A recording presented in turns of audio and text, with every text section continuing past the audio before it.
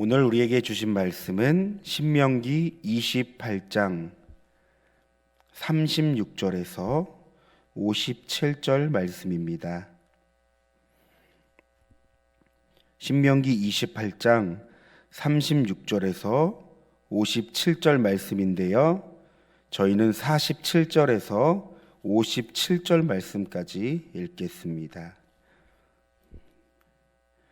내가 모든 것이 풍족하여도 기쁨과 즐거운 마음으로 내 하나님 여호와를 섬기지 아니함으로 말미암아 내가 줄이고 목마르고 헐벗고 모든 것이 부족한 중에서 여호와께서 보내사 너를 치게 하실 적군을 섬기게 될 것이니 그가 철멍에를 너 목에 베어 마침내 너를 멸할 것이라. 곧 여호와께서 멀리 땅끝에서 한 민족을 독수리가 날아오는 것 같이 너를 치러 오게 하시리니 이는 내가 그 언어를 알지 못하는 민족이요 그 용모가 흉악한 민족이라. 노인을 보살피지 아니하며 유아를 불쌍히 여기지 아니하며 내 가축의 새끼와 내 토지의 소산을 먹어 마침내 너를 멸망시키며 또 곡식이나 포도주나 기름이나 소의 새끼나 양의 새끼를 너를 위하여 남기지 아니하고 마침내 너를 멸절시키리라. 그들이 전국에서 내 모든 성읍을 에워싸고 내가 의뢰하고 높고 견고한 성벽을 다 헐며 내 하나님 여호와께서 내게 주시는 땅의 모든 성읍에서 내를 에워싸리니 내가 적군에게 에워싸이고 맹렬한 공격을 받아 곤란을 당함으로 내 하나님 여호와께서 내게 주신 자녀 곧 내 몸의 소생의 살을 먹을 것이라. 너희 중에 온유하고 연약한 남자까지도 그의 형제와 그의 품의 아내와 그의 남은 자녀를 미운 눈으로 바라보며 자기가 먹는 그 자녀의 살을 그중 누구에게든지 주지 아니하리니 이는 내 적군이 내 모든 성읍을 에워싸고 맹렬히 너를 쳐서 곤란하게 함으로 아무것도 그에게 남음이 없는 까닭일 것이며 또 너희 중에 온유하고 연약한 부녀 곧 온유하고 연약하여 자기 발바닥으로 땅을 밟아보지도 아니하던 자라도 자기 품의 남편과 자기 자녀를 미운 눈으로 바라보며 함께 읽겠습니다. 자기 다리 사이에서 나온 태와 자기가 낳은 어린 자식을 남몰래 먹으리니 이는 내 적군이 내 생명을 에워싸고 맹렬히 쳐서 곤란하게 함으로 아무것도 얻지 못함이리라. 아멘. 먼저 우리가 읽은 신명기 28장 전체 본문은요, 하나님의 말씀의 순종과 불순종의 결과가 무엇인지를 말하고 있습니다. 28장 1절에서 19절 말씀이 순종의 결과를 이야기한다면 20장에서 68절은 불순종의 결과를 다룬 내용입니다. 하나님은 말씀을 통해 조금의 양보도 허용하지 않는 엄격한 기준에 대해 말씀하십니다. 여러분, 이렇게까지 하나님께서 말씀한 이유가 무엇일까요? 바로 이스라엘 백성들이 하나님의 말씀에 순종하는 삶을 살아 그들이 가장 행복하고 은혜를 누리는 삶을 원하셨기 때문입니다. 그러나 이 백성들은 하나님의 마음과 정반대의 삶을 살았던 것이죠. 따라서 우리가 읽지 않았지만 앞선 본문은 불순종의 결과로 개인과 공동체에 관한 하나님의 심판을 소개했다면 오늘 우리가 읽은 본문은 이스라엘 나라가 서서히 기울어 가기 시작하는 내용과 함께 결국 이방 나라에 의해 이 나라가 완전히 멸망할 것을 이야기하고 있습니다. 그래서 여러분 48절 말씀을 쭉 살펴보면요, 적군을 섬기게 될 것과 나라가 멸망할 것과 또한 우리 49절 말씀을 보면 이스라엘 나라를 치러 온다는 것과 51절을 보면 나라가 망하게 된다는 것과 쭉 내려와서 52절 모든 성을 에워싸고 헐며 공격을 받아 곤란을 받는 것, 그러니까 여러분, 이 말씀이 계속적으로 가리키는 것은 이스라엘 백성들이 하나님의 진노를 이 결국 모든 것을 잃고 이방 민족에게 멸망을 당하며 포로가 된다는 것을 성경은 예언하고 있습니다. 여러분, 실제로 이 나라는 바벨론에 의해 나라가 멸망당했죠. 우리가 열왕기하 25장 말씀을 보면 이 내용들이 참 상세하게 나와 있는데요. 여러분, 성경의 예언대로 BC 590년경 이 나라는 최후를 맞이하게 됩니다. 따라서 오늘 우리는 본문을 통해 이스라엘 나라가 멸망하고 이 백성들이 포로로 끌려가기까지 한 가지 이유가 있다는 것을 우리는 볼 수 있는데요. 여러분, 우리가 읽었지만 47절, 48절 말씀을 다시 한번 읽어보겠습니다. 내가 모든 것이 풍족하여도 기쁨과 즐거운 마음으로 내 하나님 여호와를 섬기지 아니함으로 말미암아 내가 줄이고 목마르고 헐벗고 모든 것이 부족한 중에서 여호와께서 보내사 너를 치게 하실 적군을 섬기게 될 것이니. 여기까지 읽을게요. 그러니까 여러분, 우리가 읽은 이 본문, 이스라엘 나라가 멸망을 당하고 백성들이 포로로 끌려가기까지의 한 가지 이유를 분명하게 말하고 있습니다. 여러분, 그 이유가 무엇입니까? 이들이 가나안 땅에 들어가 모든 것이 넉넉하고 풍족하게 살 때, 여러분, 이들은 하나님을 기쁘고 즐거운 마음으로 섬기지 않았다는 겁니다. 여러분, 무슨 말입니까? 한마디로 물질의 풍요함으로 인해 하나님을 잊어버렸다는 것을 말합니다.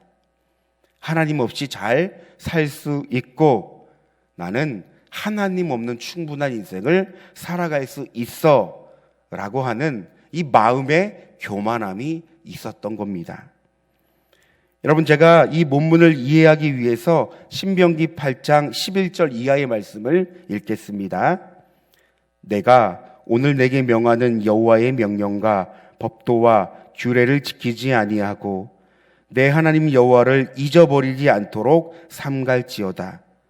내가 먹어서 배부르고 아름다운 집을 짓고 거주하게 되며 또 내 소와 양이 번성하며 내 은금이 증식되며 내 소유가 풍부하게 될 때에 내 마음이 교만하여 내 하나님 여호와를 잊어버릴까 염려하노라.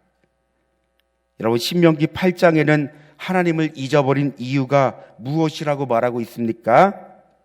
결국 마음의 문제라고 합니다. 하나님의 말씀을 지키고 순종하는 것이 표면적인 이유라면, 여러분, 이면적인 문제는 하나님을 마음에 두기 싫어하는 존재적 죄인의 모습이 있다는 겁니다. 성경은 말합니다. 이들이 기쁨과 즐거운 마음으로 하나님을 섬기지 않았다. 그러니까 여러분, 본문은 이 마음의 문제가 결국 하나님을 믿는 신앙에 있어서 정말 중요하다는 것을 말하고 있는 것이죠. 로마서 10장 10절 말씀을 새번역 성경으로 읽겠습니다. 사람이 마음으로 믿어 하나님께 의롭다는 인정을 받고 입으로 고백하여 구원을 받게 되는 것입니다. 여러분, 믿음의 주소는 마음이라고 할 수 있습니다.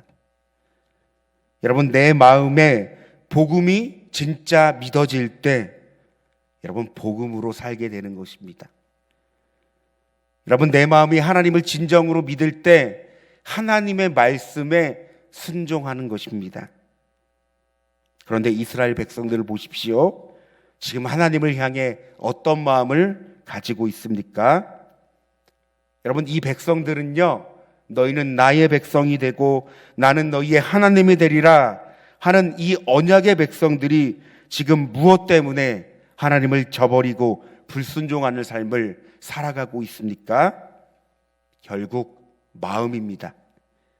이 마음이 광야를 지나 가나안 땅으로 들어가 풍족한 삶을 살아가는 환경에 의해 이 마음이 지배적으로 영향을 받았다는 겁니다. 물론 여러분, 사람이 살아가는데 환경을 무시할 수 없습니다. 그러나 여러분, 우리가 성경을 읽고 성경의 수많은 믿음의 사람을 살펴본다면 여러분, 이들이 환경이 좋아서 상황이 좋아서 하나님을 잘 섬기는 것이 아니었습니다. 여러분, 하나님을 사랑하고 하나님께 전심으로 반응하는 그 마음이 환경과 상황을 뛰어넘어 하나님을 바라볼 수 있게 한 겁니다. 여러분, 우리는 흔히 오해를 갖고 살아가죠. 환경이 좋아지면, 상황이 나아지면 신앙이 다시 회복하고 잘 믿을 수 있겠지. 여러분, 제가 청소년부 교육 전도사 때 늘 학부모님께 들었던 이야기가 있습니다. 우리 아이는 수능만 보면 교회에 나갈 거예요. 여러분, 죄송하지만 돌아오는 아이는 한 명도 없었습니다. 전도사님, 우리 아이가 또래 친구들이 없어서 교회 가기가 힘들대요. 여러분, 죄송하지만 또래 친구가 있어도 교회에 나오는 것은 아닙니다. 그렇다면 무엇이 문제입니까? 마음의 문제입니다. 흔히 환경을 탓하고 상황을 탓하고 사람을 탓하지만 여러분, 본질적인 문제는 마음입니다. 여러분, 환경 때문에 마음이 변화되고 믿음이 온전해진다면 우리가 반대로 생각할 때 언제든지 환경 때문에 하나님을 버리고 하나님을 잊을 수 있다는 말도 가능하다는 사실입니다. 그런데 여러분, 우리는 환경이 아니라 우리의 내면, 우리의 현 주소인 마음을 봐야 합니다. 그 마음 가운데 진정으로 하나님을 사랑하고 있는가? 그 마음이 진정으로 하나님을 원하고 갈망하고 있는가? 그 마음이 하나님으로 하여금 만족감과 충분함을 누리고 있는가? 아니면 그 마음에 하나님이 아닌 무엇이 있는가? 여러분, 신앙의 문제를 가지고 하나님께 끈기 있게 매달렸던 선지자가 있습니다. 그는 하나님의 대변자로 백성들에게 말씀을 선포하는 선지자들과 달리 하나님과 대화를 하며 시대를 한탄했는데요. 끝내 하나님의 응답 가운데 그는 우리가 잘 아는 믿음의 고백을 하나님께 드립니다. 제가 하박국 3장 17절 이하의 말씀을 읽겠습니다. 비록 무화과 나무가 무성하지 못하며 포도나무에 열매가 없으며 감람나무에 소출이 없으며 밭에 먹을 것이 없으며 우리의 양이 없으며 외양간에 소가 없을지라도 나는 여호와로 말미암아 즐거워하며 나의 구원의 하나님으로 말미암아 기뻐하리로다. 여러분, 하박국 선지자는 환경으로 인하여 기뻐하는 삶을 살아가는 것이 아니었습니다. 그는 하나님으로 인하여 기뻐한다고 성경을 통해 고백합니다. 여러분, 좋은 환경과 좋은 바탕이 그 삶을 영향을 주는 것이 아니라 하나님이 그 삶에 영향을 준다고 합니다. 여러분, 우리는 우리의 삶에 영향을 받는다고 쳤을 때 우리는 무엇에 영향을 받고 살아갑니까? 세상의 것입니까? 아니면 하나님이십니까? 여러분, 인간은요, 그 마음이 하나님으로 채워지지 않을 때, 다시 말해 하나님이 그 마음에 만족감이 되지 않으면 어느 것으로도 만족감을 가질 수 없습니다. 여러분, 이스라엘 백성들을 보십시오. 여러분, 이들은 하나님이 주신 땅에서 넉넉함을 누리며 살아갔습니다. 그러나 더 많은 풍요를 누리고 싶어 그들은 우상을 섬겼습니다. 다시 말해 그들 가운데 진정한 만족감과 충분함이 없었다는 겁니다. 삶은 나아지고 풍족해질지 몰라도 여전히 그들은 무언가를 위해 채우고 무언가를 위해 가져야 하는 내적인 문제가 있었다는 겁니다. 여러분, 말씀을 정리합니다. 우리가 신명기 전체 말씀을 살펴보면 하나님께서 계속적으로 공통적으로 요구하는 것이 있다는 사실을 우리는 볼 수 있습니다. 여러분, 그것이 무엇입니까? 마음입니다. 하나님께서 늘 이스라엘 백성들에게 하나님의 말씀을 지켜 행하라고 하실 때 늘 마음을 다해 뜻을 다해 하나님의 말씀을 지켜 순종하라고 합니다. 여러분, 하나님과 인격적인 관계 없이 하나님을 사랑하지 않으면 우리는 절대로 하나님의 말씀을 지켜 순종할 수 없는 존재입니다. 예수님께서도 말씀하셨습니다. 요한복음을 보면요, 너희가 나를 사랑하면 나의 계명을 지키리니. 그런데 오늘 하나님께서도 우리에게 동일하게 마음을 요구하십니다. 그 마음 가운데 진정으로 하나님을 사랑하고 마음을 다해 하나님께 반응하고 있는가? 여러분, 우리의 마음이 하나님으로 가득 채워졌을 때 어떤 환경과 상황에도 굳건히 믿음을 지킬 수 있는 귀한 은혜가 넘쳐날 것입니다. 우리 다 함께 기도하길 원하는데요, 여러분, 오늘 우리 본문을 통해 하나님은 마음에 대해서 말씀하십니다. 그런데 그 하나님께서도 우리의 삶 가운데도, 우리들 가운데도 마음을 요구하십니다. 우리의 마음이 더욱 하나님을 바라며 갈망할 수 있도록. 여러분, 그런데 우리가 마음을 먹는 것도 우리 스스로 할 수 있는 것이 아닙니다.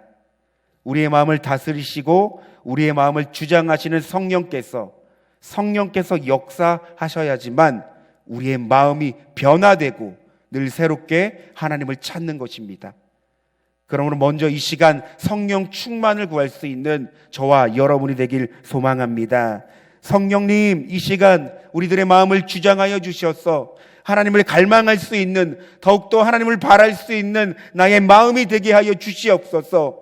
그러므로 하나님을 사랑하고 갈망하고 원할 때 하나님의 말씀을 지켜 행할 수 있는 저희들의 삶이 되게 도와주시옵소서. 성령께서 우리들의 마음을 주장하여 주시고 다스려 주시옵소서라며 이 시간 우리 주여 한번 부르시고 성령 충만함을, 그리고 마음이 더욱더 하나님을 바라보고 하나님을 사랑할 수 있도록 우리 주여 한번 부르시고 기도하겠습니다. 주여! 사랑과 은혜가 충만하신 하나님, 오늘 신명기 28장 말씀을 보며 하나님, 이스라엘 백성들이 결국 하나님의 말씀에 순종하지 않고 하나님의 경고를 받아 심판을 받을 때 하나님은 그들의 그 마음을 지적하셨습니다. 그들의 마음이 너무나 교만하고 그들의 마음이 기쁨과 즐거움으로 하나님을 찾지 않는다고 하나님은 말씀하셨는데, 결국 우리가 하나님을 믿고 살아가는 그 신앙에 있어서 마음의 문제가 얼마나 중요한지를 하나님 깨닫게 하여 주시니 감사합니다. 하나님, 무엇보다 우리의 마음이 더욱더 하나님을 바라며 갈망하길 원합니다. 우리가 하나님을 믿노라 하지만 우리들의 마음은 하나님이 아닌 여전히 세상 것에 집중되고 여전히 하나님 세상 것에 머물고 있다면 얼마나 우리들의 그 삶이 불행하고 공허하고 답답한지요. 하나님, 우리가 살아가면서 하나님께 늘 전심으로 반응하며 마음을 다해 뜻을 다해 하나님을 사랑할 수 있는 우리의 삶이 되게 하여 주시옵소서. 그러므로 하나님을 사랑할 때 하나님으로 만족하고 충분한 삶을 살 수 있다고 고백하며 그 삶을 살아갈 수 있는 우리 모두가 되길 소망합니다. 그런데 하나님, 우리가 하나님을 사랑하고 갈망하는 것도 우리 스스로 할 수 없습니다. 하나님의 은혜가 부어져야 합니다. 우리의 마음을 주장하시고 우리의 마음을 새롭게 변화시키시는 성령께서 우리의 마음을 만지셔야 합니다. 그러므로 성령님께서 우리들의 마음을 주장하여 주사 하나님을 떠나고 하나님을 배반하고 거스르는 우리의 이 마음의 할례를 받게 하시며 더욱더 우리의 마음이 변화되어 하나님께 집중하며 하나님을 사랑할 수 있는 귀한 마음으로서 이 마음이 다시금 새롭게 태어나게 도와주시옵소서. 하나님, 늘 그 마음 가운데 하나님께 반응하며 나아갈 수 있는 우리의 삶과 가정과 공동체 되길 원합니다. 무엇보다 우리의 마음을 요구하시는 하나님께서 하나님 동일하게도 우리의 마음 가운데 함께 하시고 역사하사 우리의 삶을 이끌어 주시며 결국 하나님의 말씀에 순종하며 말씀이 결론된 삶을 살아가게 하는 줄 믿습니다. 하나님, 우리는 살아가면서 우리의 삶이 너무나 공허하며 외롭고 방황할 때가 너무나 많이 있습니다. 그러나 하나님, 그 삶을 들여다보면 결국 우리들의 마음에 하나님이 아닌 무언가가 자리 잡고 있고 우리의 마음의 중심에 하나님이 아닌 무언가가 그 중심에 있는 것을 보게 됩니다. 하나님, 우리들의 마음을 너무나도 잘 아시기에 우리들의 연약함을 너무나도 잘 아시기에 하나님, 우리를 불쌍히 여겨주셔서 우리들의 마음이 하나님 한 분만으로, 주님 한 분만으로 만족하며 충분할 수 있는 귀한 은혜를 더하여 주시옵소서. 방황하고 하나님 슬퍼하고 우울해하고 절망하는 그 마음 가운데 찾아오셔서 그 마음이 기쁨이 되어주시고 감사가 되어주시고 행복이 되어주시고 자유가 되어주시고